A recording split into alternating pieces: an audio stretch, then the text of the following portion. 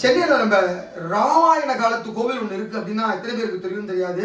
அதுவும் எல்லா இடத்துலையும் ராமரை வந்து பட்டாபிஷேக குளத்திலையும் கையில் வில்லேந்திய ராமராவை தான் பார்த்துருப்போம். ஆனால் இங்கே இருக்கிற ஒரு ராமர் வந்து மறுவரி கோலத்தில் இருப்பார். அதாவது ஒரு ஆதிவாசியா உடம்புல வந்து சாதாரண ஒரு ஆடையோடு இருக்கக்கூடிய ஒரு ராமராகவும், அதே போல சீதாதேவி கர்ப்பிணியாகவும் இருக்கிற ஒரு அபூர்வமான விக்கிரகங்கள் இருக்க கோவில் வந்து வேறு எங்குமே இல்லை.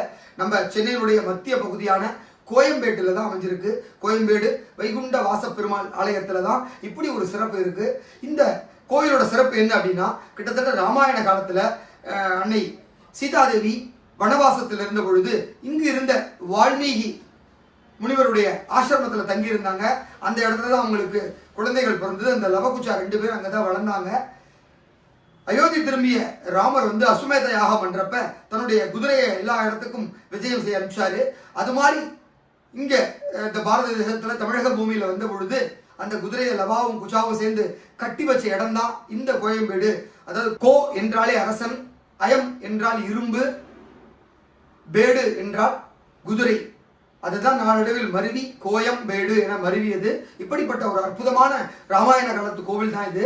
வாய்ப்பு இருக்கிறவங்க இந்த வைகுண்ட வாச பெருமாள் ஆலயத்துக்கு சென்று அங்கு ராமபிரானையும் சீதாதேவியும் தரிசனம் பண்ணி இந்த ராமாயண காலத்து கோவிலை எல்லாரும் தரிசனம் பண்ணி இங்க இருக்கிற ராமருடைய அருளை பெறணும்னு கேட்டுக்கிறேன். நன்றி.